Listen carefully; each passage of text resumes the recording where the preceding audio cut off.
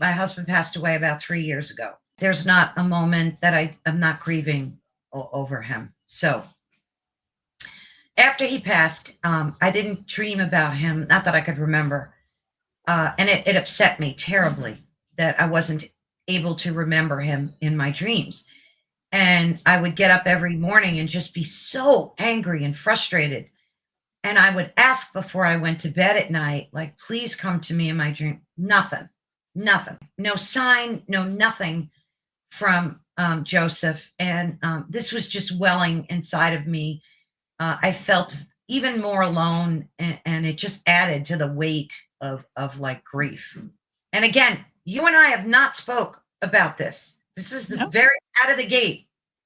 And I'm not any part of your organization. I don't work for you. I have no vested interest other than the fact that I just want to get this out there to folks to let them know what I experience, and hopefully it can help them. And just knowing you, Candace, is a blessing in and of itself. So there's that. But I digress. So during this session, we were talking about spirit guides. And on my left, I saw this glowing, I guess, entity, angelic like being. I don't remember seeing like big wings or anything like that. It was just this being of light, but I equated it to like an angel like being. And on my right was my husband. I started dreaming about Joey after that session. No way you did. And God. And Candace, I'm getting the chills as I'm telling you this. Fantastic. I'm so happy.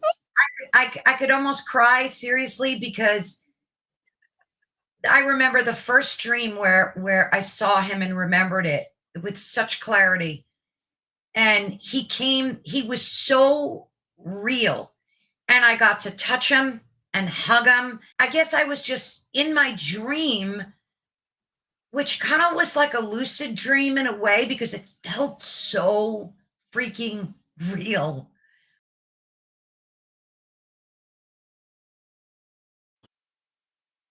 Everyone, it's Candace Craw-Goldman from quantumhealers.com. Today, I'm bringing you a replay of somebody else's show. This is a show with Carol Ann, who's a good friend of mine now, and she is the host of Ethereal Encounters Unveiled. And we are going to be talking about a BQH session that she had that, well, it was simply fantastic. Please enjoy. Thanks, Carol Ann. Hi, and thank you all for joining us today. We are broadcasting live on the United Public Radio Network and the UFO Paranormal Radio Network, 105.3 on the Gulf Coast and 107.7 FM in New Orleans. Hi, everyone. Thank you so much for joining us today. Today, I'm so excited to have my guest back again, Candace Craw-Goldman. And of course, just as a quick reminder, I know you just heard it in the intro, but it's very important for me to let you guys know, because I absolutely love this network and I feel very privileged to be a part of it. So you are listening to Ethereal Encounters Unveiled, where hopefully we can help you discover your truth. Today, we're broadcasting live on the United Public Radio Network and the UFO Paranormal Radio Network, which is 105.3 on the Gulf Coast and 107.7 FM in New Orleans. So many of you will be listening, watching. We do stream on all major social media platforms. So be sure to head on over to YouTube, where you can subscribe to Ethereal Encounters Unveiled. That would mean the world to me if you do. And if you're listening on the radio, when you have time, please head on over and check out Candace's website and all of her information. Of course, I'll have that streaming on the ticker below, and she will be explaining who she is and all that good stuff as soon as I bring her on board. Today, we're going to talk about a mind-blowing quantum healing session that I experienced through the guidance of Candace. And of course, it was mind-blowing for me. And I really wanted you guys to kind of get a good understanding of my experience and what I went through, and see maybe if it'll work for you as well. It still stays with me practically every day, and we'll talk more in detail about that. Let me get Candace up here. Candace. Hi. Gosh, it's been a while. It was A in minute. January. January we had our session, yeah? Yeah, it's been a minute. I know you and I both kind of had that cold flu thing that was going around, which was just awful. So we won't even talk about that and give it any power, but it was just awful. So that kind of delayed things a little, or else I would have had you on sooner. But now, knock on wood, thank the Lord above, we're both doing okay. Everything, as my mantra is, I say every day, everything is fine in this now moment. So that's Yes. all that matters. But I want you to please and thank you reintroduce yourself, because I'm going to put links, and that reminds me, let me get the ticker going, because I want folks to be able to, there we go. Wow, look at that. Yeah, I want folks to know what we're talking about today. Oh, how exciting. And your websites where they can find you. And again, for folks listening on the radio, please be sure and head on over to YouTube. You can find this channel or Facebook or any of social media.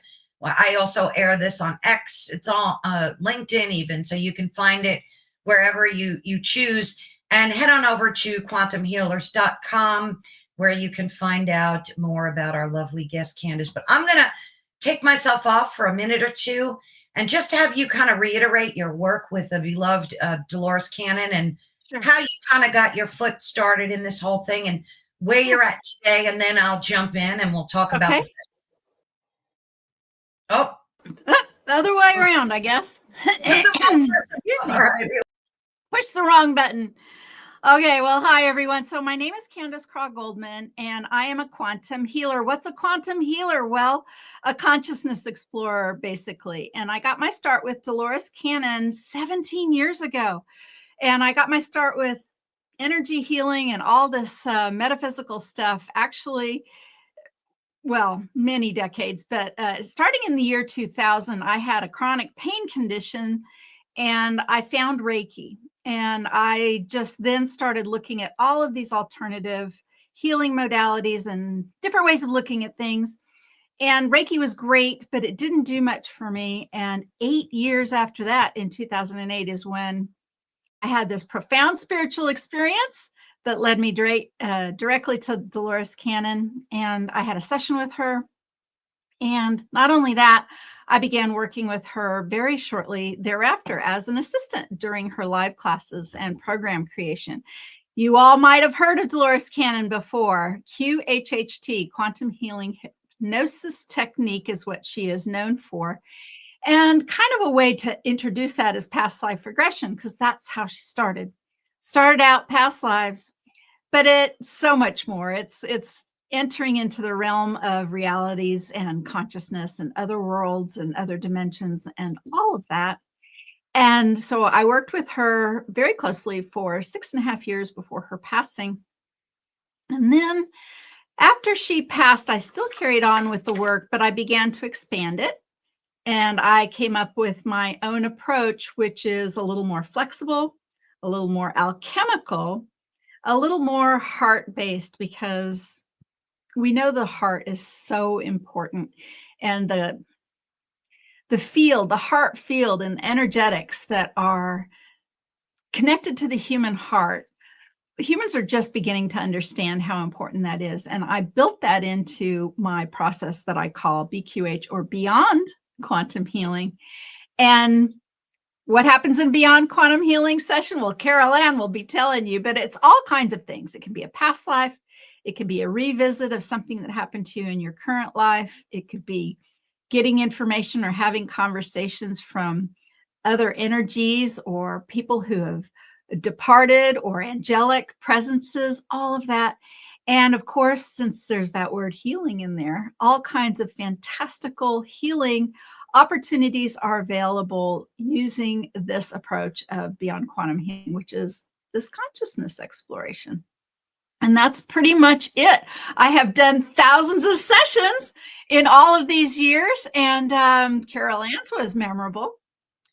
It most certainly was. if I could just jump in, I've never had anything like that happen to me in my life or experienced any type of like metaphysical healing thing. I mean, I've always meditated and things like on my own, but it was, and you'll forgive me if I struggle to find the words, because sometimes imagery and feeling is very hard to explain. So you'll just have to excuse me and correct me along the way. But um, it stays with me almost every day still. And this is yes, and this is Wow. back. Yep, and this is back in January. Mhm. And I've had definite, profound changes, mostly in the way that I think about. Now, I found this very interesting, mostly in the way that I think about myself as a spiritual being rather than a physical being. And I'll explain as we go along. I did experience, like, first of all, I want to thank you because it was absolutely, and I use the word mind blowing because again, words fall short in describing what it was. And I would have to say that in all my years on this planet, I don't think, even when I saw grief counselors after my husband passed away and just therapists for anxiety or whatever, I never felt as closely paid attention to and listened to as much as I did that day under that session. Wow. What a profound gift you've just given me. You know, I'm not sure I've ever been thanked in quite that way, quite that specifically. Thank you, Carol Ann. That's beautiful. Well, you know, we spend a lot of time together in these sessions, Yeah. and they're very intimate. And you were brilliant at it because there were times I remember, and I have the transcript, although, you know, it's very long to have it right here. Look at me. You would say something and then you'd be like, why did that happen? That was so weird. Why did I say that? I mean, that kind of stuff. And what's brilliant about that is many people wouldn't even do that. They would think about it being some sort of brain glitch or something, and they would push away whatever it was, whatever information that was right there. And I mean, you had some the way yours started was very odd, Yeah. but you know, I've seen things like that before. But rather than dismiss it, rather than make it into something else that you might have expected, you simply told me exactly what was happening. And Mm. that, my dear Carol Ann, is the best that a client can be. And you'd be surprised how many clients find that difficult because they want to fit some sort of norm. They Right. want it to fit something they might have seen on YouTube or read in a book somewhere.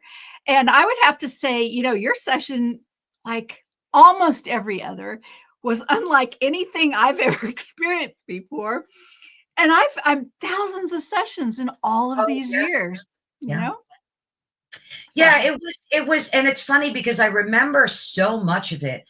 And even under that like hypnotic state, mhm. it's interesting how you get moments of clarity. Like that first week, I started remembering, and I didn't want to watch the video because I wanted to not be influenced. I wanted to just like kind of remember and absorb it on my own, like that kind of thing.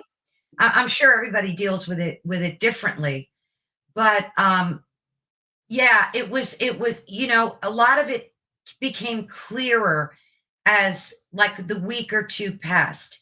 So I have to say to folks, when you do that, when you do this session, just kind of, I mean, I would think to expect that, you know, it's kind of like you're remembering stuff that you intentionally suppress, maybe, or I don't know. That's just the way it seemed to me. Like in the beginning, everything was clown world. It was cartoon world. And it was so odd. And you had mentioned that you've had folks experience that. So what I was seeing was like my universe as a cartoon, like where I'm in, where I fit in was just all colorful, like colors I've never seen.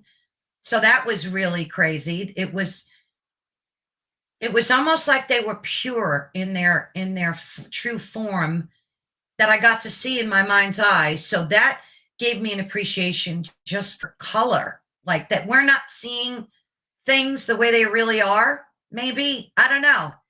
That's one way of looking at it. And a lot of people, by the way, a lot of people who visit what, is termed the new earth, they say there's colors there that don't connect to colors that we see now. So there's that component as well. But I mean, everything was cartoon except for one thing. Do you remember what the one thing was? I think it was my hair, right? It was your hair. And you were like, this is so weird. Yeah. What is going on? But then when we talked to your higher self at the end, it made some sense. Yeah, very bizarre. And I loved it. So it was bizarre in a good way. And again, my verbiage is not going to be the exact expression of how it felt, but bizarre because it was so different. Like, how can I explain? You're looking at a world where everything is not the way it is in this world. And there's one factor that is the same, and it's your hair. So, like, just interesting, so interesting. But I thought about that in a lot after the session was over. Like, what does this mean? What lesson is this? And I kept trying to make sense of it, and then I just let it go because I thought I was maybe pushing it or forcing it, and I shouldn't be doing that. Mm-hmm. And then when I kind of let it go, it started clicking in that, to me, the message I got from it was that this world, in which I call the Matrix, is not really what we think it is. And don't hold on to it so tightly. And that impacted me greatly because I have a different way of, like, when something goes wrong, I may get upset about it for like 10 seconds where I used to get upset for an hour. So it really did change the way, because I kept thinking, well, none of this is real. You know what's real. You know what's real, Carol Ann. So it did help me a lot, just right out of the gate. Fantastic. Yeah, that's amazing. I mean, it can be very symbolic, these sessions, and that apparently that's what that section was for you. Just very, very symbolic, as well as past lives can be symbolic for other people, or past lives can be actually, you can go and research and find out whether or not they're absolutely authentic. They can be authentic lives. So my teacher, Dolores Cannon, when she first started doing this, she was obsessed with, are these authentic lives? And sometimes she couldn't, how could you look up somebody who lived 300 years ago? Some things like that, especially if it wasn't a well-known person. But she started having some experiences, including one of her own past lives that she looked up. And it's an interesting story. She went to a past life where she found herself in a cemetery, and it's a whole involved story, but because she knew what was going on, meaning she was having the regression, she was looking around and she was trying to figure out where she was in this past life. And the cemetery actually was called Dolores Cemetery, believe it or not, which was really fascinating. Yeah, there's some things there. Anyway, because of that, she was able to reference the name of that cemetery, look up where she was, match what she saw, and validate what she found out in that past life regression. So she was obsessed with that in the early days of her work. And then later she absolutely did what most of us do now, which is, it might be real, it might not be real. The only thing that's really, really important almost all the way across the board is, did it help you? Did it help your life? Who cares if it's real or not? Sure, it can be kind of cool and it can solve some mysteries sometimes. But the most important thing is just to help people in their life. Absolutely. Yeah.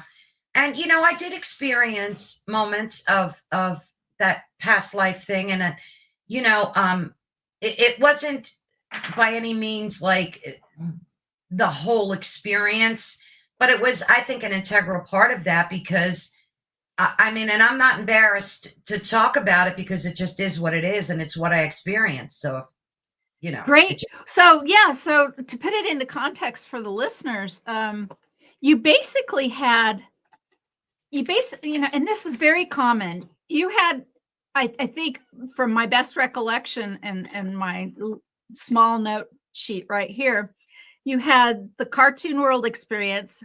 Then you had this experience where you found yourself visiting an actual scene from your early life. yeah, But there was information about that came through later. And then you had the experience with the other beings, and so it was kind of like three parts. And yes, then through those three parts, and especially as we were in that third part, then we start finding out about, well, why did we do the cartoon world, and why did we visit that one scene from your life, which right, was pivotal. And a lot of this had to do with some health things, right? yes, big time. And I haven't checked in with you about that. I'm actually very excited about how that came through and how that presented, and I'm hoping you have some further information about it. Yeah, I for a few days after that, it again took me time to kind of replay and absorb that whole scene and ask myself, like, why was that such a pivotal moment in my life? And it has to do with the fact that I've had asthma since I'm 16. And that's just in case folks are like, what in the world are they talking about? Yeah. Yeah, and there was a moment in a car ride when I was about 16 that I had with my parents, and shortly after that, I developed asthma. Well, actually, in the car, I found myself not, wheezing and like not feeling well, and it wasn't anything I ate or an allergy or anything. So I always equated it to like an emotional thing, which I truly believe it was, especially after our session. So that was a whole big awakening thing because I always said, oh, I have allergies and it has to be from allergies. I don't think that anymore. I really don't. I don't think that. And the other pivotal clarity that I had is that I always looked at myself as a human who suffers from asthma. But now I don't see myself that way anymore. Like it changed the way, like I don't attach that victimhood to it. Fantastic. It's just something, and this is how I kind of look at it. It's an experience that I was meant to have. For what reason, I don't know. And maybe I'll never know. Yeah. But it was pivotal in my life during the course of my life. And having this session allowed me to remove the victimage. And I don't look at myself as, Carol Ann who has asthma. I look at myself now as somebody who experiences asthmatic condition, but that doesn't define who I am. Does that make sense? Yes, and that's a terrific beginning to even and with letting the whole thing go, right? Yeah. Because to put it in perspective for your listeners, Carol Ann already kind of knew that asthma started right then and there. So what was that? And when we went through all of this exploration at the end, we talk to the higher self. It's pretty easy. The formula is pretty easy. It's like, why the cartoon world? Why did we visit that scene in the car? And the higher self, with somebody who is open enough to allow their voice to be used by a higher portion of consciousness from themselves, it was actually pretty brilliant because your higher self came through, and this is where the past life comes in. It was like, well, she was being blamed for something that wasn't her fault in this past life. and there was a similarity with what was going on, in the storyline when you were 16. Oh And gosh, so what happened is that entire past life experience sort of manifested in the body.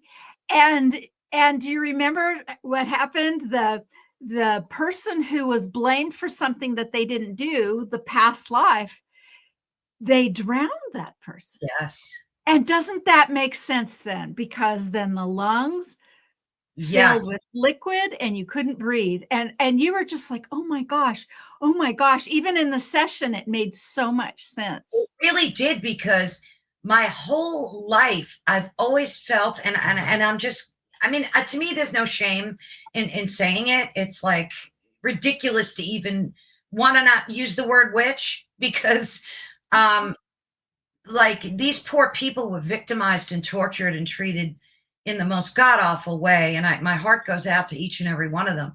But I felt in a past life that's what happened to me, and I was no one famous, I was no one special, I was just an ordinary woman, and of course being accused for something that I didn't do, or maybe did do. I'm not sure about that part, but I do, like, I've always felt that I couldn't breathe, like, and I think a large part of my anxiety manifested in that way, because whenever I would have an anxiety attack, I felt like I couldn't breathe. And to me, it like all connected at that point, which is brilliant. And I absolutely love that, because again, it gave me a sense of freedom from this victimage. And that's like a big deal for me, because that was a huge problem of mine, just as a human being, always feeling like the victim. And I don't want to play that card ever again. And this session really helped me work through that. So God bless you for that. That's terrific. I'm so pleased to hear that. And it was a wonderful realization for you. Yes. Really, Unjustly drowned. I cannot tell you how many people have had the experience of this, of having the stone tied to them and thrown in the pond or the river, or being burned at the stake. We make jokes about it. But if you think about the physics of it, the actual physics of it, I believe that in our DNA strands are woven in these stories of our past lives. And when we are placed in certain situations, sometimes, that story comes to life through yes. through the body element. And I think that's, what we discovered with you. It was amazing, because I started remembering, like, just out of nowhere, I could just be sitting here working, and all of a sudden I would see this cage with this person in it being submerged in like a lake. So Wow. I started seeing that event with some clarity. And instead of going, oh, that's your imagination. Now, where did I ever see that? Like, most of the people, when you read about them historically, were like weighted with stones and things. Right. Yeah. For me, I saw this like metal cage that I was put in, which is bizarre. I don't even know if they had stuff like that back then. Was it even possible? Yeah. Probably. Wow. Yeah, weird. And again, I use the word weird because words just, but I absolutely loved the freedom of that, of allowing myself to have these thoughts and these feelings after the session, and not feeling ashamed or, oh, I made that up, that kind of thing. No, they were very, very genuine. And by me allowing myself to experience that and not shame it away was so freeing, Candace. That's great. That's great. A lot of people still do have these profound sessions, and then in the end they go, "Oh, come on, that didn't really happen, did it? That wasn't really real, was it?" And sometimes it takes a while to accept some of that. Some of it is societal pressures. If you if you have been told your whole life that these things are, just your imagination and that they aren't valid, that's a lot of programming for a lot of years. And even if you're genuinely curious or genuinely had an experience, that programming runs pretty hard and deep, and it does in society as well. So even that you decided to try something like this, that makes you, it's only a small percentage, but I have to say that percentage is growing, and that percentage is growing particularly since 2020, and even more so since the advent of, are you aware of the podcast called the Telepathy Tapes? Oh, I sure. Yeah, I'm deep into the telepathy tapes. I just finished at episode 8. And, as I'm listening to it, I'm getting download after download after download. We've known for a long time that autistic kids were special and that they came here for a reason. Even the ones who, let's say, were fine until a year or a year and a half in, and then they go do something and then suddenly they're autistic. I have a lot of questions about a lot of that kind of stuff. Oh, yeah. But the more and more I'm thinking about it, first of all, nothing happens without our soul's permission and involvement and agreement. Even if your conscious mind would never want it. I mean, you lost a loved one. I lost my only sibling when he was young and in his 20s, and it devastated my family. If somebody would have said, you agreed to this, your family agreed to this, well, from a earth standpoint, from a very human standpoint, that sounds absolutely patently ridiculous. And not only that, it sounds insulting and mean. But that's just the human perspective. We're talking about the overarching perspective of the soul, who knows that you are eternal, that knows that this is just one play of the game. Oh, yeah.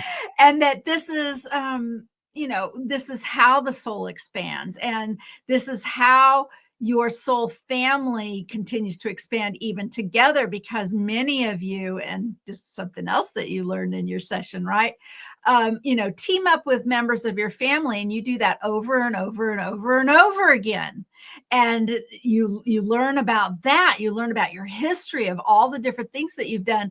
And then some other times it's like, well, tell me about this person in my life. And that person could be a mother. It could be a spouse. It could be a child, and a lot of times the higher self will come back and say, nope, this is the first lifetime with that person. It's just sort of like, they came on over to this set, and played a part for a while.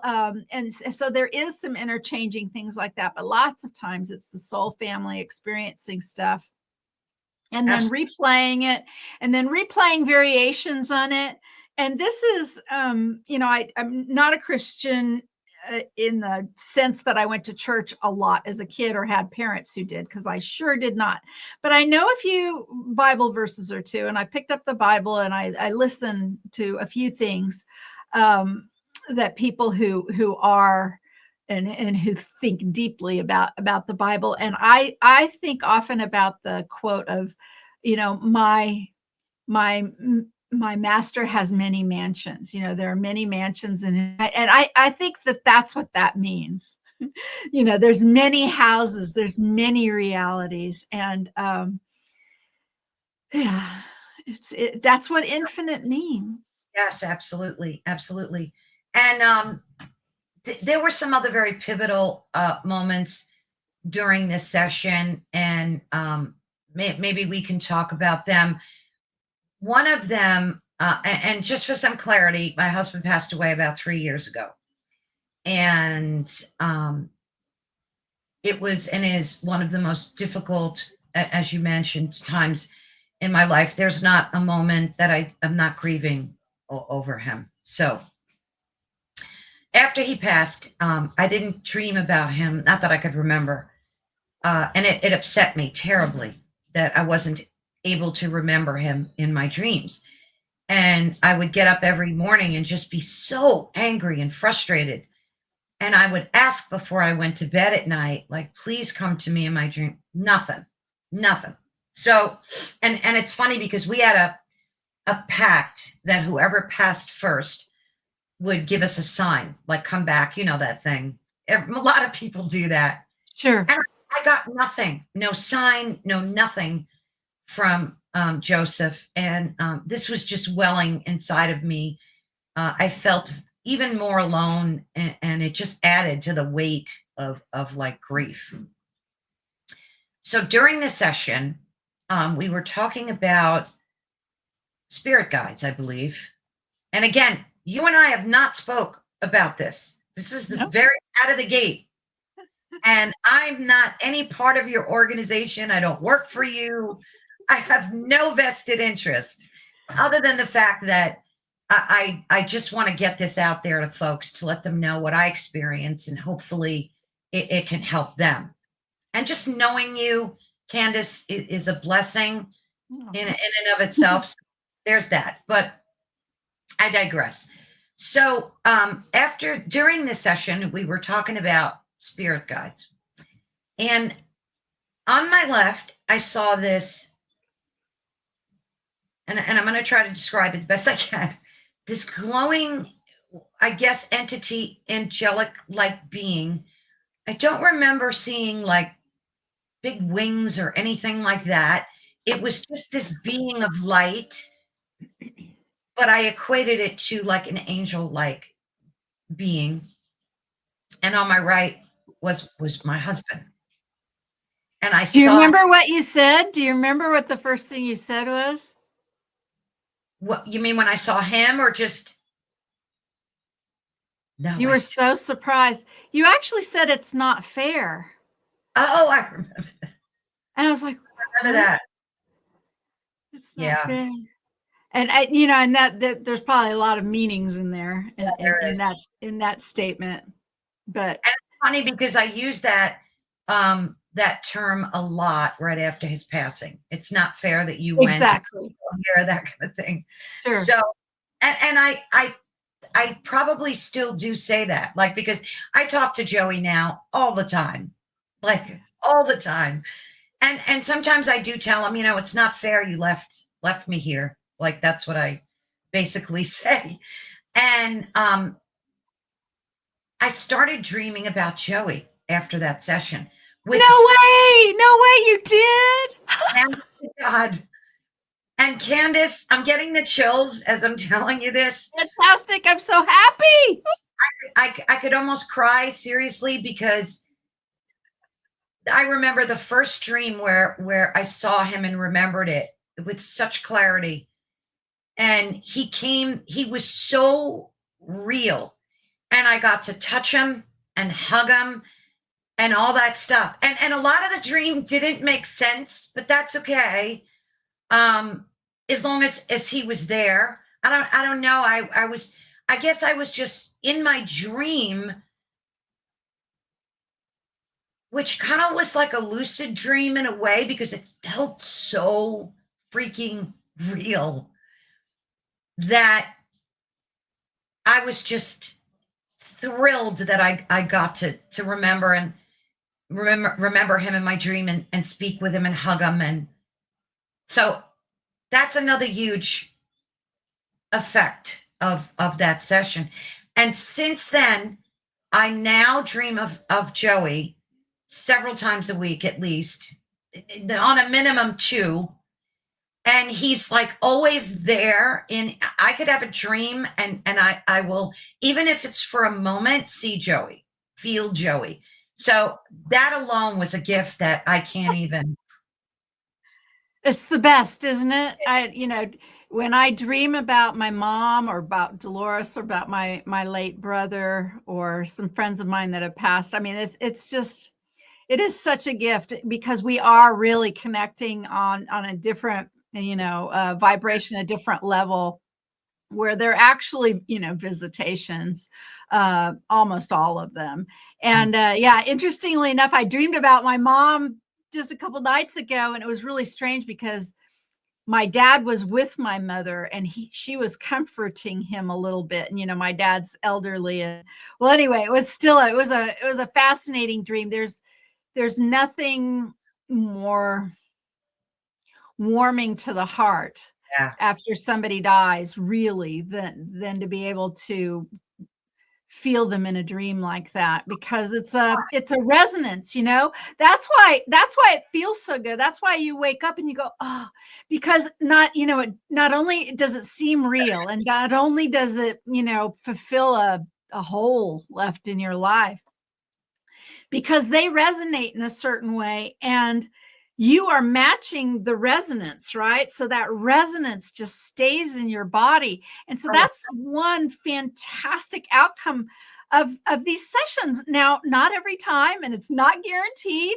but it happens so often, and it's so worth an afternoon of trying, right? Goodness gracious. Another thing. And again, folks can believe me or not, or choose to whatever, but I'm being gospel truth. I always sleep on my side, and mostly on my right side.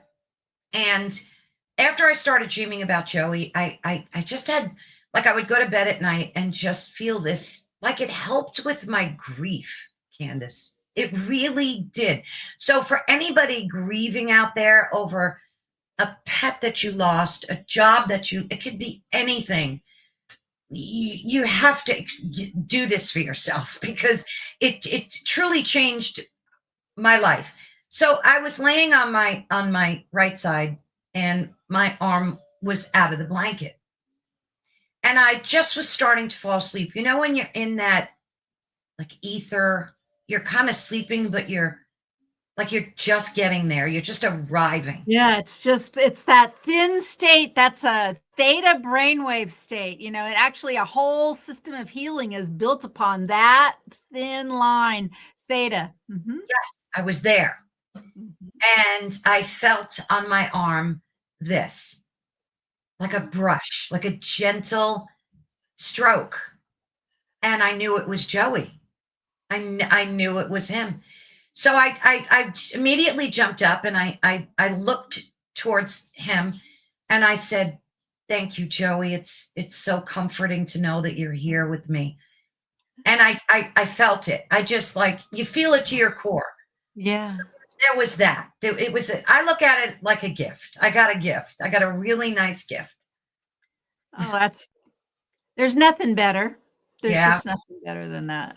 I'm Yeah. so pleased. I'm so happy. Other angelic being still remains kind of like an enigma to me, because sometimes throughout the day, I'll just get a feeling that one of these, or this angelic being, is part of my spirit tribe, like maybe the dominant person or entity.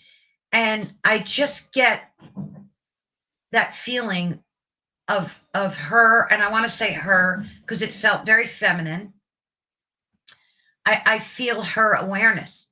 So I started listening more to my intuitive self, right? I really did. And I've always been a very intuitive person. I've had so many experiences throughout my life of, like, crazy intuitive stuff that has happened to me. And then sadly, it kind of got, like, pushed to the back of me. Like, I just stopped listening as much to my intuitive voice. So after the session, that kind of reawakened that in me, which I absolutely loved. And I got to tell you a funny story. One day I was in a lottery store getting lottery tickets, and I always buy those dumb scratch off things. Whoever wins on those, right? So I all of a sudden I visualized her, and she said, in my mind's voice, she said, "Pay attention." That's it. 2 words, pay attention. So I'm like watching this scene play out, and I'm like, well, what do I need to pay? It happened so fast. And I'm like, what do I need to pay attention? So I started acutely listening to, like, what I need to pay attention to. So the guy ripped the ticket off the thing, and the bottom of it ripped. And I've never, ever, ever seen that happen. And I bought a lot of scratch off tickets. And so I said, that's it. That one ripped. Don't buy it. So I said to the guy, he handed it to me. I said, no, no, no, I don't want that one. It ripped. Give me the next one. And the next one was a winner. And it was a good amount. Now, come on. Like, what is that? So I tell that story because I another benefit, another gift of the session was it's awakened in me the ability to like pay more attention to my intuitive abilities. It really has. Oh, Carol, what about I mean, my smile muscles are getting a workout today. This is so fantastic. First time I'm talking about any of this, so I'm being real. Wow, that's great. That's really wonderful. And you got a lot of confirmation about your work today, right? I mean, that was important. Absolutely. I mean, I would love to do another session. Like, I'm still kind of basking in this, the one we had in January. So I I'm going to definitely reach out to you in a few months. Yeah, actually, this is a good point to bring up. These are these are deep spiritual explorations. Yeah. And they really shouldn't be taken lightly. And I usually say, absolutely wait. You want to integrate what happened before having another one. Now, at the same time, I'm having this immersion class for Beyond Quantum Healing practitioners coming up in just 3 weeks. And that's an intensive time because we swap and we swap and we swap during that week. And that's a little different there, but because we try different things and we practice different things, and it's with different, partners and things like that. That's really the only time that I'm on board with doing session after session after session. Just on the face of it, you want to live in the world, right? I mean, you've come here to be human, and these are great explorations, and they can benefit your life in so many ways. But, they can be intense. They can take a while to integrate. They can take a while to completely understand. I am still understanding my own past life regression with Dolores Cannon that happened all those years ago, 17 years ago. It had a level of meaning at the time. It had another level of meaning once I got into the work. Boy, howdy, did it have a level of meaning when Dolores died.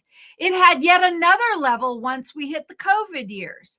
Yeah. And there's even another kind of level happening right now as far as this whole idea of people waking up. Yeah. There's and when you connect that, if you have watched and I know I'm going to keep referencing the telepathy tapes, but probably from here on out I will. But if you have, or if others have listened to them, you've been exposed to this idea of sort of when you share this higher consciousness space with another being, it's a quantum entanglement that of a type that is, well, it's profound, and that is one of the reasons why even becoming a practitioner, and some people become practitioners just for the experience of understanding and having that skill and going through the learning and all that. And some people go through practitioner training to become practitioners. And neither is better, meaning we love everyone to come experience this. You don't have to put up a shingle or anything like that. But those who do go on to take clients, first of all, they're very brave people. Let me just say that right now. This is not for the timid.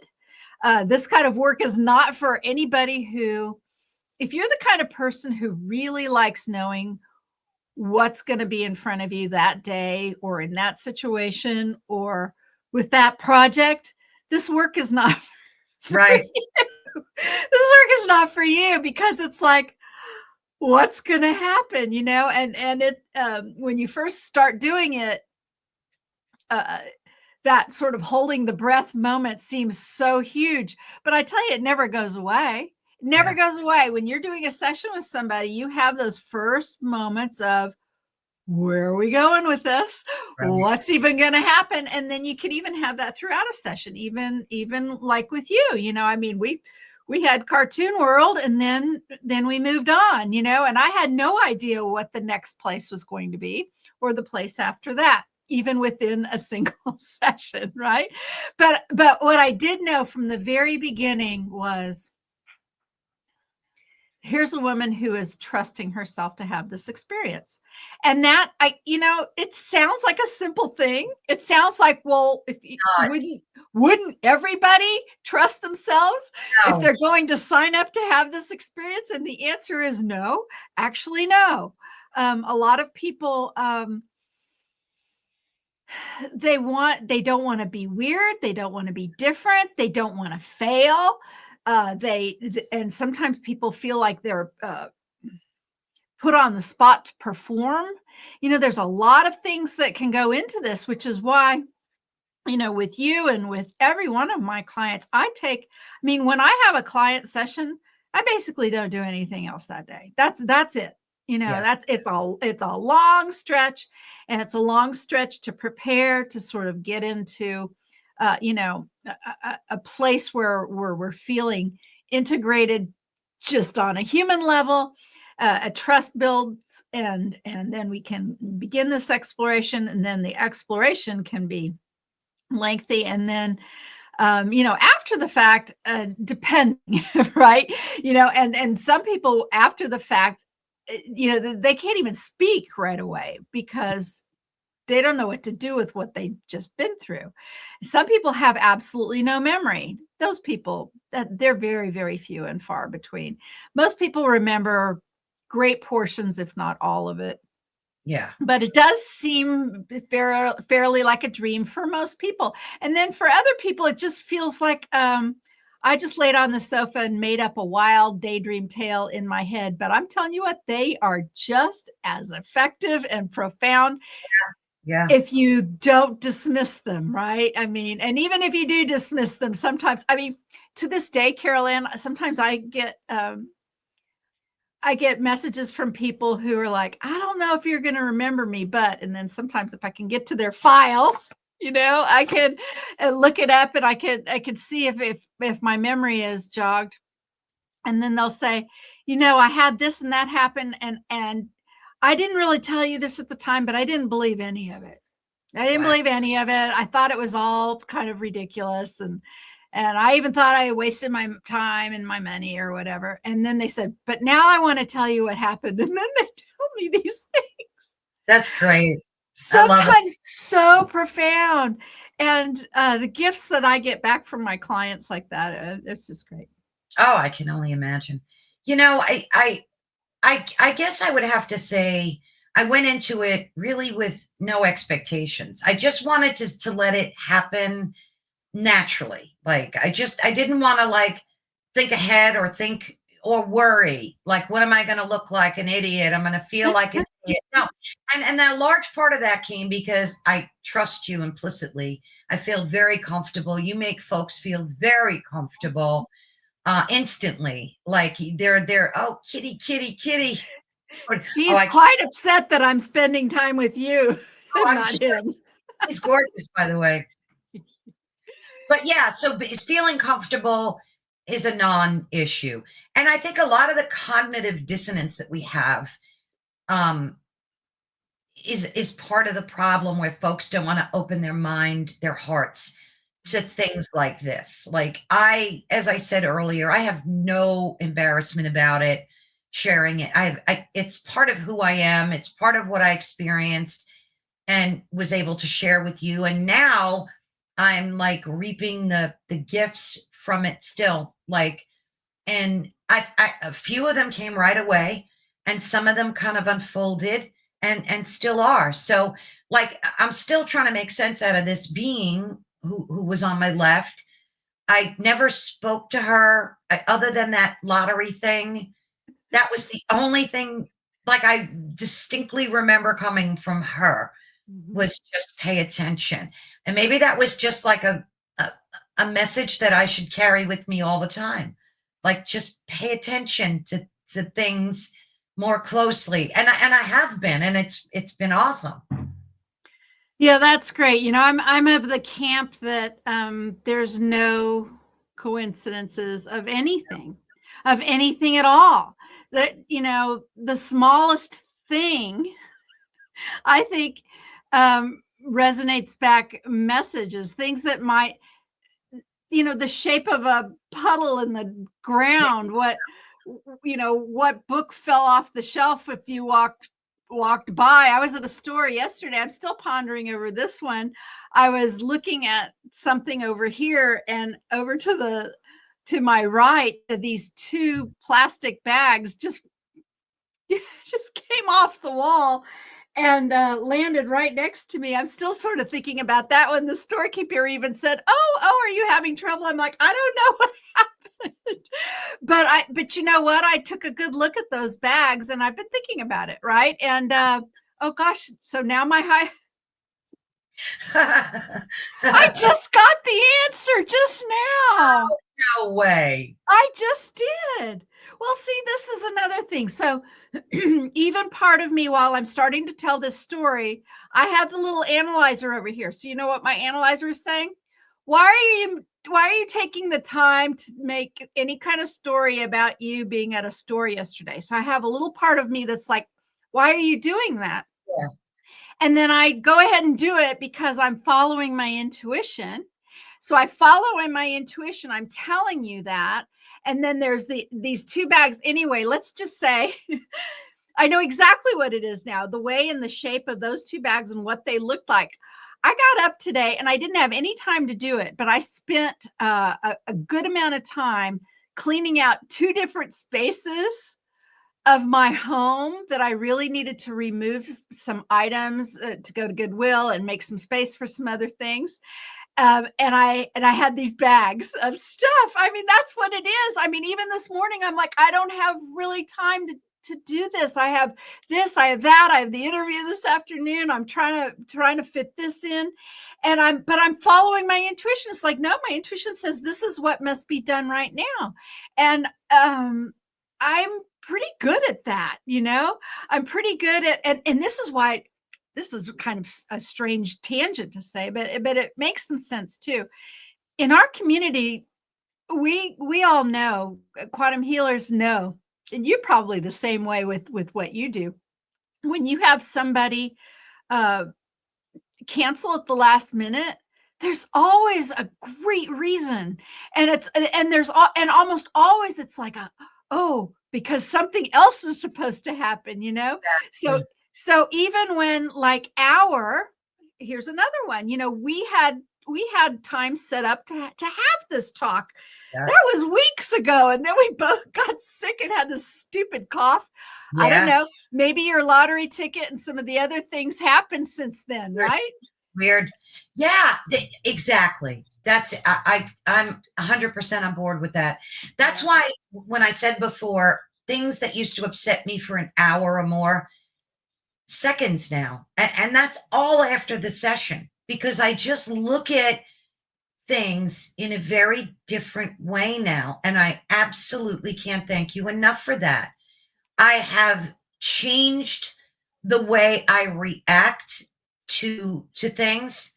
So, like, if something happens and it's hurtful, I would have been devastated. Now I just, like, for seconds, and then it just quietly passes because of everything that happened to me during that session. It just opened I feel like it almost lifted a periscope up to allow me to see the sky the way it really is supposed to be seen. That's so beautiful, because what you're really saying is that that's your higher self, right? That's a analogy for your higher self. Exactly. And back to the telepathy tapes. I mean, a lot of these kids, they're conscious self and their higher, it's all up here, right? I mean, it's not in their body. That's why they can't, that's why their body doesn't work. I mean, you've seen autistic kids, right? And Oh, some yeah. of these autistic kids are doing this, right? And that seems like, to us, we're like, what's even going on over there, right? I mean, we've all seen those kids. And I mean, just today in the episode I was listening to, they're like, they're doing this because they're trying to feel their hands. Their essence is so disconnected from their body that this is helping them try to get back in their body. I mean, it's just fascinating. And the thing is we have so much to learn from them, so much to learn. I've already contacted, so many of my colleagues are watching this too. I want to do some roundtables. I want to talk about it. This has great implications for humanity. It has great implications for quantum healers. It has great implications even for somebody who wants a session. If they were to listen to that whole series, they would understand the realms, the playgrounds, the things that are happening with these kids. They're happening with them on this really strong and really consistent level, partly because that's the only way they can communicate. That's the only way they can interact with others. That's how their energy goes, because it's not within their body. We are so within our bodies. We're so materialistic and we're so physical that sometimes we have the kind of opposite issue, right? You know? So anyway, there's so much to learn about all of that.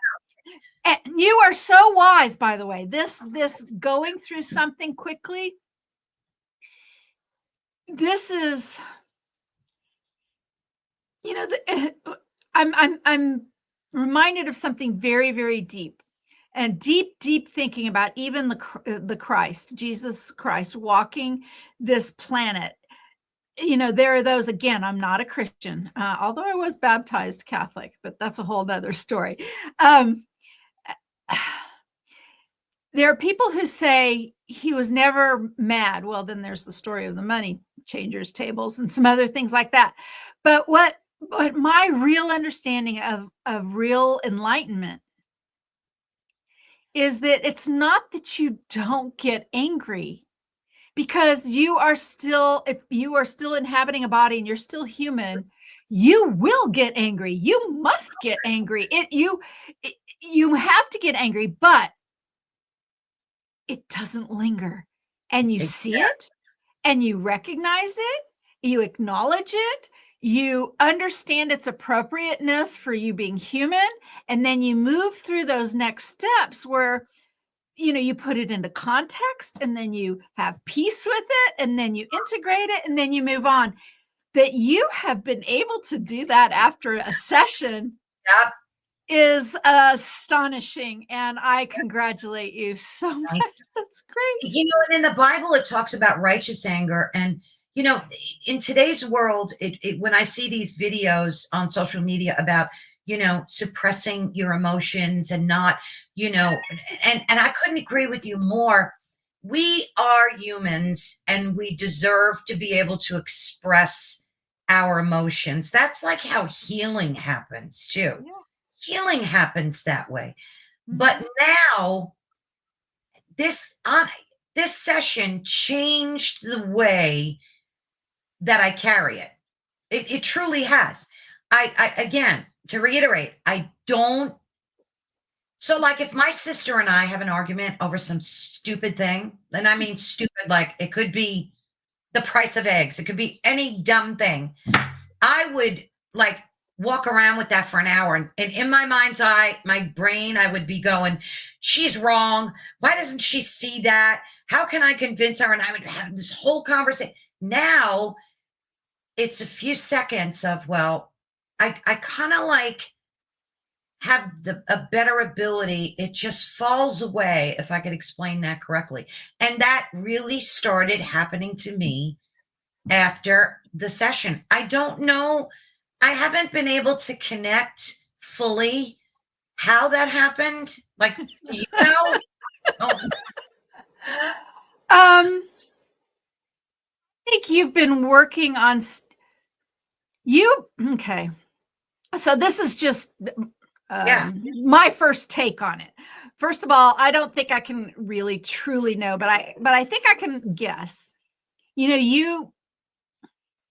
you have been doing this work that you've been doing on the radio show with great intention to Yes, assist humanity. absolutely. You have been you have been, I don't really like the term working on your soul or yourself like that. I mean, you have put a lot of focus onto this wonderful gift of understanding wholeness and oneness and connection to all humans and all of that. Some of your programming, some of your wounds, and some of your trauma, if you almost think of them as, oh gosh, an eggshell. Now I'm going to reach back to your egg analogy, almost like an eggshell, this sort of thin thing that's kind of holding some of that in and around and on you. And what happened in the session may have been that cracked, right? Ah, Some of that just cracked, and just there was a pressure release, yeah. and things are, and this is not completely uncommon, that people have. I'm thinking of a man right now who he came to see me, and the amazing thing is that a psychotherapist sent him to me. And I had only been doing this work for a few months, I think, maybe even just a year. And I was already impressed by that, right? Like that somebody would do that, because I, a little, I felt like a very much a beginner still. And, and I was asking him about that. You've been seeing a psychotherapist, and I'll never forget. He was like, yeah, for 20 years. I've been Oh, seeing him. I've been seeing him for 20 years. And I'm like, well, why? And he said, well, I'm angry. Okay. Well, tell me about yourself. And, what is this? He's like, I don't know what I'm angry about. I'm just angry. I'm angry all the time. I'm just angry at everything. I'm angry all the time. And, again, I was so new. Kitty cat. He's angry. No, he's frustrated a little bit. He just wants to play. But what I found in the session was he went back to a time in childhood, and what he realized was that his father was extremely abusive to him, even when he was a tiny, tiny infant. He was being smacked around as this helpless little baby. He was just being smacked around.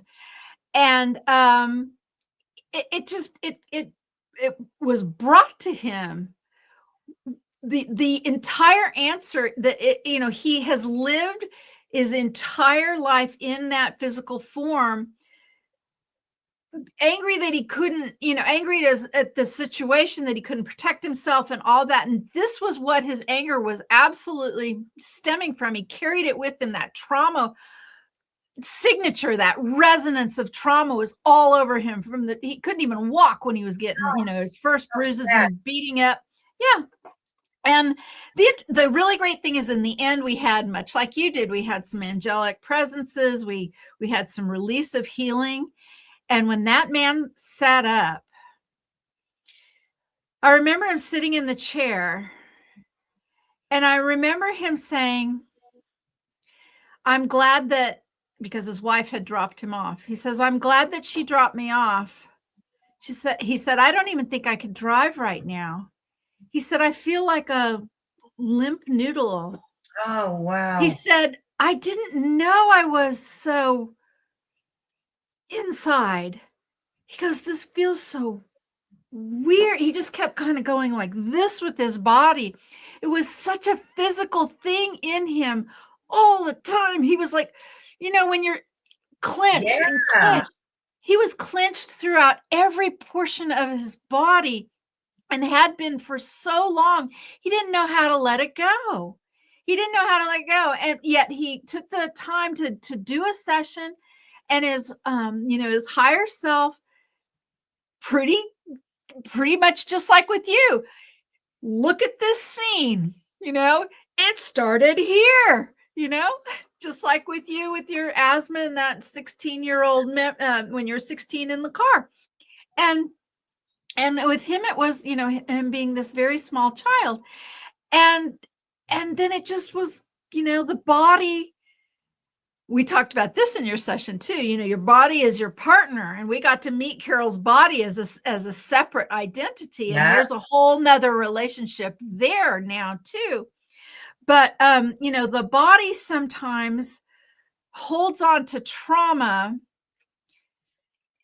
Your spirit may even not even understand it anymore, but the body is like it, and that's what most allergies are too, by the way. Right.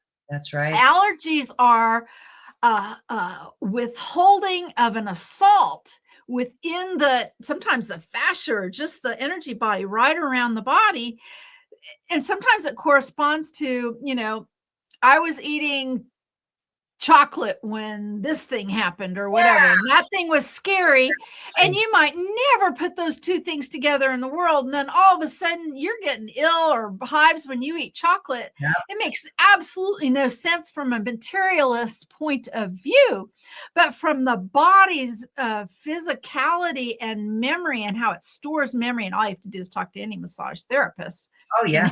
They will talk to you about how memories are stored within the body. So yeah, there's a lot that happens in these sessions. Oh, like I said, they're still a few months later, I'll just be like cleaning the house. And then all of a sudden I'll have a moment from the session that like I didn't think about. And I'll stop what I'm doing and go, oh, that's what that was. That's what that meant. So it's great. Yeah. I've never I'm still doing that with some sessions of mine, and particularly Dolores, because she meant so much to me. Can I take a moment and tell everyone that there's going to be a documentary out about this? Wow. Go right ahead. I'm going to give you this. Well, she's off. So there's going to be, I don't even, it's a French colleague of mine. Her name's Coralie Roederer. And the short story is Coralie does this work. She actually learned from Dolores Cannon many years ago, set the work aside for a really long time, wanted to get back into the work, and she couldn't get a hold of the administration over at QHHT, ended up talking to me. We had her come over and participate in our support forum and with us at quantumhealers.com. She quickly found her footing, became a fantastic practitioner. And a little while ago, she had a filmmaker come and have a session. And his session was so fantastic. And he was so blown away by the work that he decided to film a documentary. Now, so this is about Coralie, about quantum healing, but it's also about Dolores Cannon, because, of course, she taught Coralie, and then they invited me to participate. And I have about a 15-minute total input into this documentary where I talk about Dolores, where I talk about BQH, but also, and guess what? This is so much fun to tell you, Carol Ann. I never, even though I said I would do it a number of times, I again, following my intuition, I never released a single phrase, a single word from my session with Dolores Cannon all those years ago in 2008. But there will be in this documentary. So for Dolores Cannon fans, you will hear Dolores's actual voice actually leading through, I guess.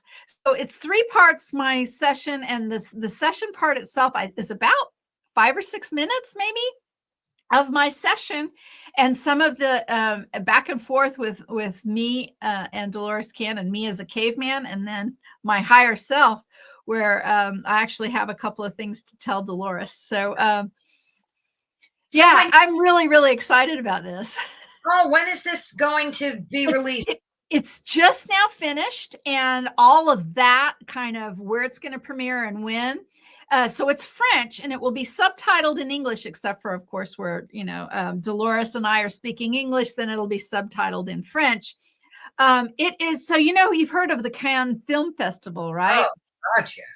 Well, it's not the last I heard, they're going to try to release it at a theater there and promote it there and have the premiere and the opening there, not necessarily during the film festival, but in the place where, of course, all of that happens. And who knows, maybe it might make the film festival. And you know what? We even have a film festival here in Wichita, Kansas. So, how fun would it be if it got to play here as well? And you never know, with things like the telepathy tapes breaking grounds. This is why I keep talking about it, where so many of these kinds of documentaries, this kind of work, people are like, yeah, it's a little too far-fetched for me.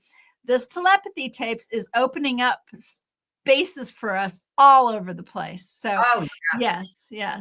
I don't know why it's not even more like talked about, the telepathy tapes. I don't know why, like, some of the folks that I interview will talk about it like you, but it's like, it just surprised me that it's not out there in a bigger way.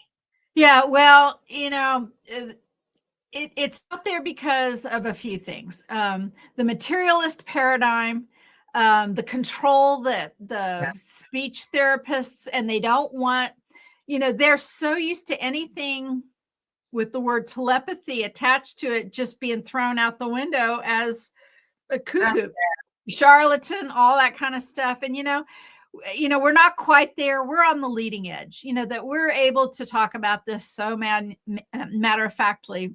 We're on the leading edge. And, it's just not that easy for people who believe in the fact that, and it's so ridiculous too. So they think science is only things that can be measured and repeated, but and seen. But we have X-rays, we have cell phone signals, we have so many things that you cannot see that obviously have effects, and obviously, but they want to break it down and see it through a materialistic lens. And in some ways, that just ruins it all. And they come at it in a bad way.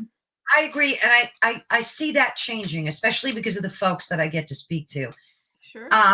First of all, look at CERN, what they're doing, searching for the God particle. Come on. I mean, and then you've got Microsoft releasing 2 studies about quantum computing, saying that their quantum chips are now breaching other dimensions to get information. And this is coming from Microsoft.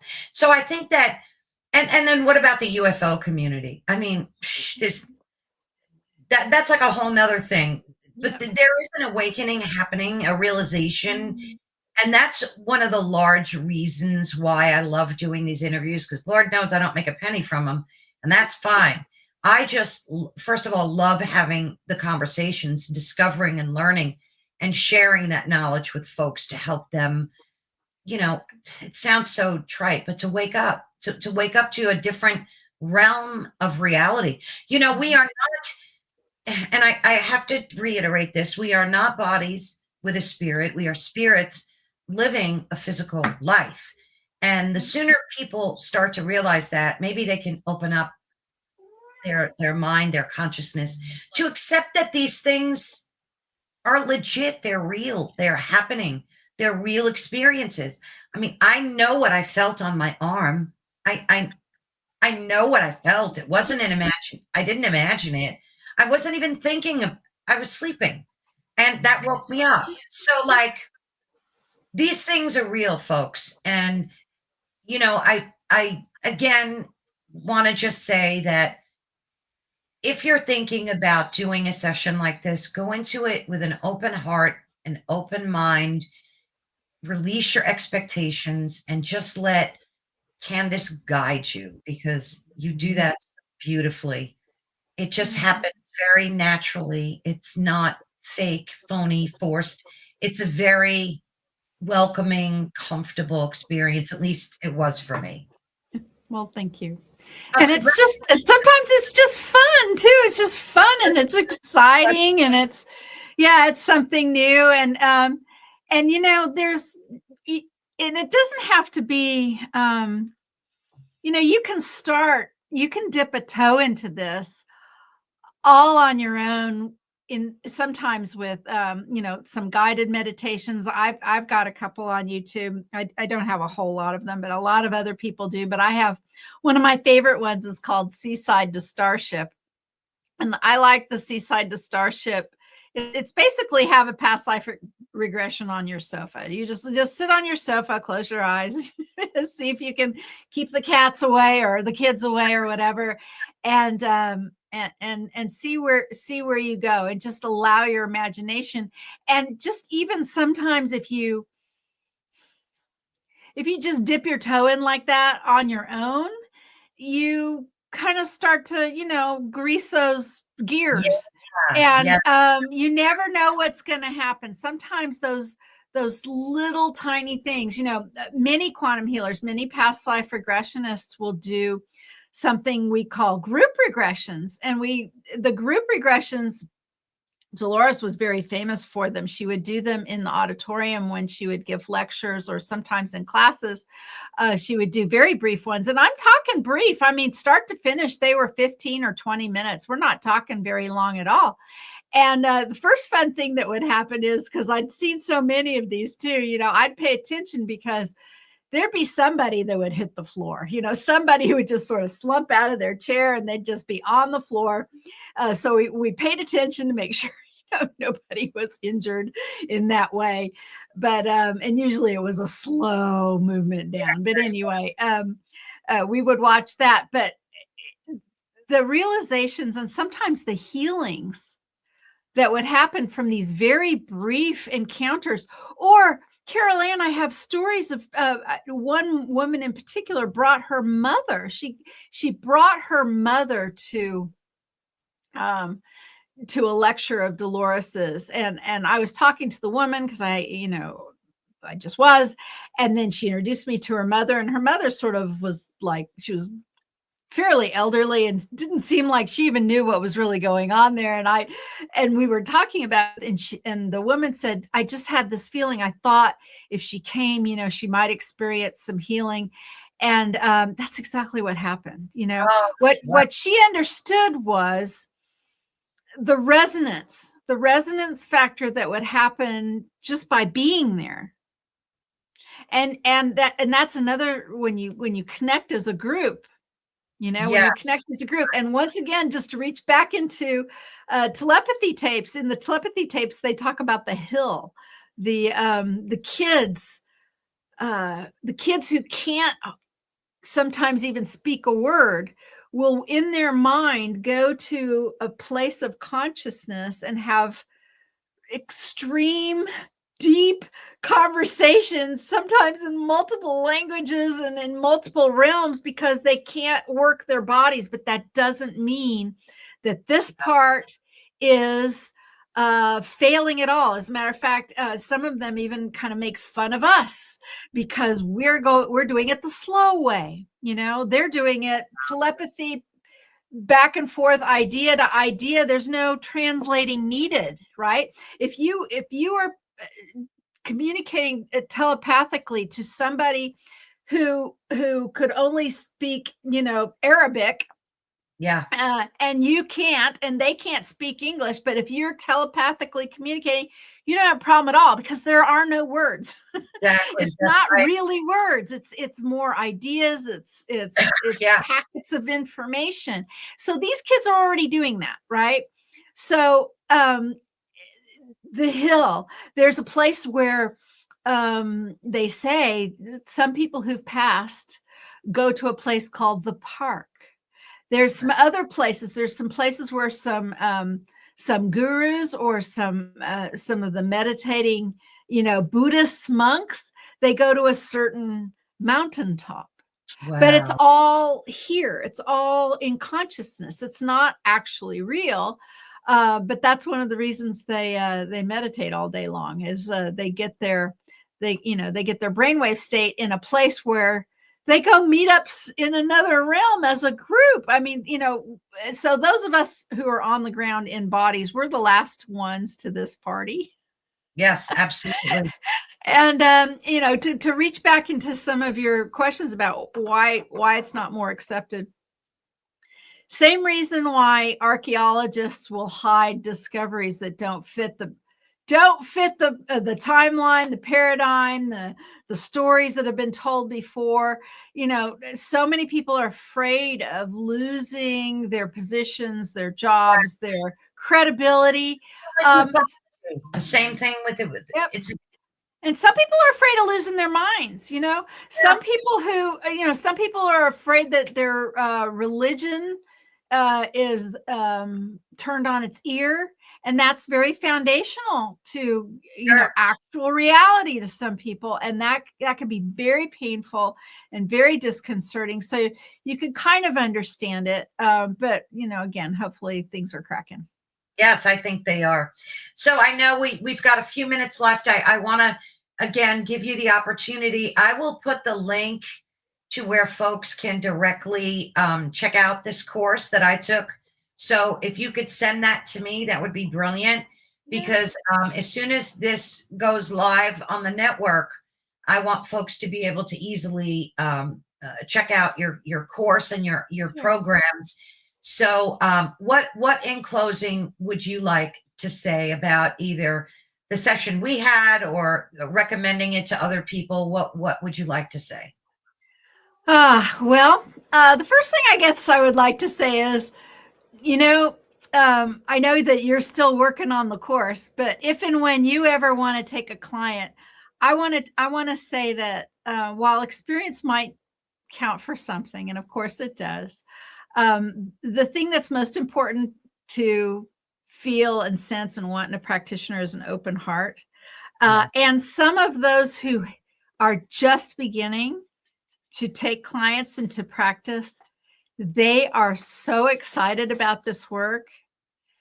That is a beautiful, joyful, healing resonance for you. So just know that, just because there's some people who do some kinds of work that maybe it's not as joyful for them anymore. Maybe it's some repetition for them before. I mean, hopefully not. I know that I'm still finding great joy in this, but I also pace myself. I don't do sessions every day. That I do one or two a week. No, there's no way. There's no way I could do that. So even if you're new, I want people to know that you can find somebody, even if they're brand new, that's right for them using our directory service. Or maybe Carol Ann someday will be ready to say that she's ready to do sessions. And BQH practitioners and quantum healers swap sessions all the time, especially when they're first starting out. They get some sort of practice in like that. They swap sessions with each other. So anyway, quantumhealers.com, we welcome all alternative healers, all of them. If you're a theta healer, if you're a life coach, if you're a tarot card reader, if you're a medium, if you're a Reiki practitioner, a sound healer, we welcome all healers at quantumhealers.com. That's number one. We have a community where we support each other. We also have a listing service. So you can find our subscribing members within our directory. And then we have a learning platform, and there you can find BQH, and that's quantumhealers.com /our-classes, I think, but it's right there in the header at quantumhealers.com. But we also have another class that's called Quantum Connect. And one of the things that I hoped to address with Quantum Connect is, a few things. First of all, our very low attention span these days. We have very short attention span, number one. Number two, a lot of people don't even want to think about laying down and spending hours and thinking about trance or hypnosis kind of stuff. And Quantum Connect is a way to access some of this information kind of in a different way, because I found that a lot of people were saying you have to have a session to talk to your higher self. And I would say, no, you don't. Yeah. You really, really don't. You don't. Does it help? Yes. Can it be fantastic? Yes. All those things. But Quantum Connect shows you how you're connected to your higher self all the time in a very fun way that has nothing to do with hypnosis.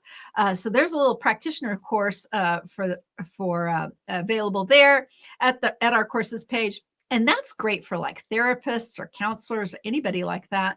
Anybody who works for a service to others would probably find Quantum Connect a great tool to have in their toolbox. We are guru free. What the most important thing about quantumhealers.com is you don't even have to practice BQH to join us, right? I'm not the guru that everyone has to agree with me and do things my way. That's old news. That's the old earth. We don't do that. We simply support each other in how we wish to assist our clients moving forward for the new earth. So if you out there would like to join us, please check us out.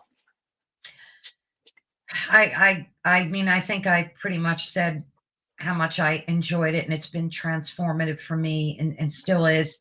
So if anybody has any questions, you can leave them in the comments below, and I'm sure Candace would be more than happy to answer them. And I'll make sure they get directed to you as well, Candace. But I want to thank you wholeheartedly. It was my pleasure and a blessing you know, doing these sessions like this, when these things happen for you, that's a resonance that enters my field. So it's such a gift for me. So thank you. And thank you. God bless. I love you. Love you. I will be talking to you again soon. Okay. Have a great one, Candace. Thank you so much. Well, thank you so much, everyone. I'm sure you heard how transformative this course was for me, and this session was for me. And again, if you have any questions, please feel free to leave them in the comments section below. And you are watching us live on the United Public Radio Network and the UFO Paranormal Radio Network, which is 105.3 on the Gulf Coast, 107.7 FM in New Orleans. Please be sure to tune us in every week. We go live on Thursdays between the hours of 5 to 7 p.m. EST. We welcome a wonderful array of authors and mystics and all sorts of guests. We love interviewing them. So please be sure and subscribe to Ethereal Encounters Unveiled and give the network as much support as you can. There are no words to express what your support means to us. So thank you again so much. God bless, stay well, and we will see you soon. Take care, guys. Bye-bye.